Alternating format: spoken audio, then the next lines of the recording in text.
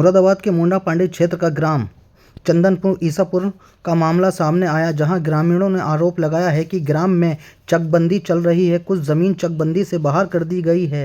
जमीन गांव के ही दबंग लोग जोत रहे हैं। सभी ग्रामवासियों ने उच्च अधिकारियों को प्रार्थना पत्र देकर मांग की।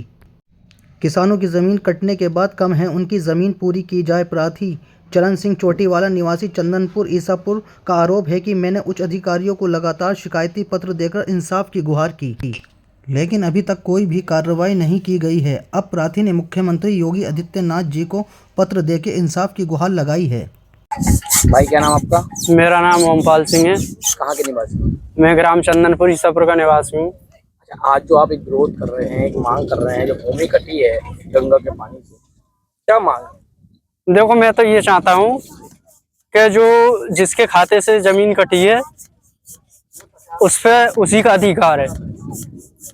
कोई अन्यथा दूसरा व्यक्ति उसे कब्जाता है तो वो गलत है। मैं तो यही कहना चाहता हूँ। और इस मौके पर ये कार्तिक पूर्णिमा है, इस मौके पर हमारा हर साल ये प्रोग्राम भी होता है।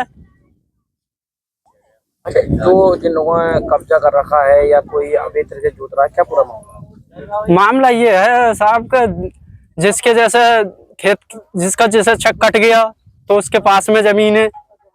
यहाँ तो गंगा का कटान हर साल चलता रहता है, तो जिसके खेत के नीचे है वो ही कब्जा लेता है उसको। और हमारा कहने का मतलब ये है कि हम ये चाहते हैं कि जिसके खाते से वो जमीन कटी है उसी पे उसका हक है।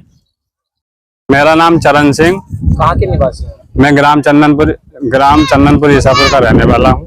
अच्छा महाराज जी, आज गंगा स्नान के मौके पर गंगा तट में मेला लगा है और कुछ विरोध भी जताया जा रहा है, क्या पूरा मामला? मतलब ऐसा है, ये आज कार्तिक की पर्व है।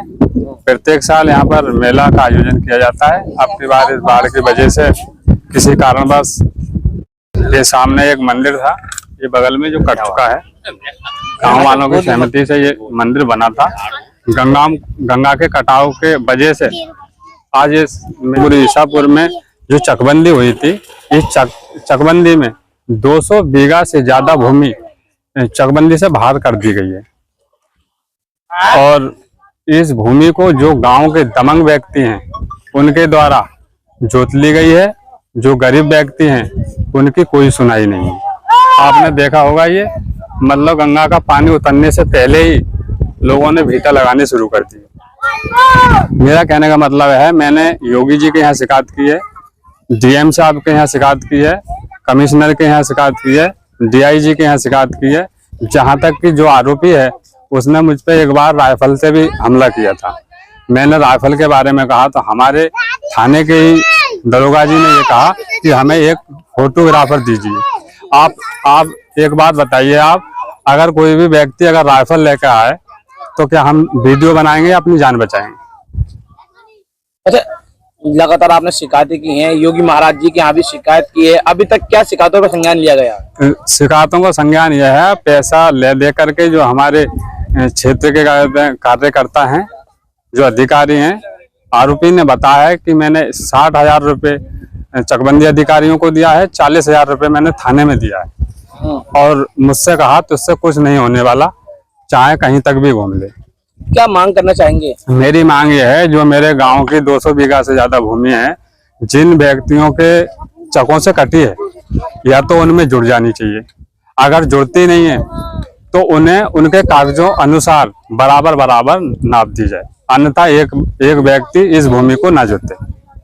अच्छा, अगर आपकी कार्रवाई से अगर संतुष्ट नहीं होते हैं, कुछ आपकी कार्रवाई नहीं होती है, तो फिर आगे क्या कदम उठाएंगे? आगे ये है, महाराज जी से कहते हैं के पास गए हैं। मैं विश्व हिंदू महासंघ भारत से वरिष्ठ उपाध्यक्ष हूँ और मैं महाराज जी के कार्यालय पे जाकर धरना प्रदर्शन करूंगा।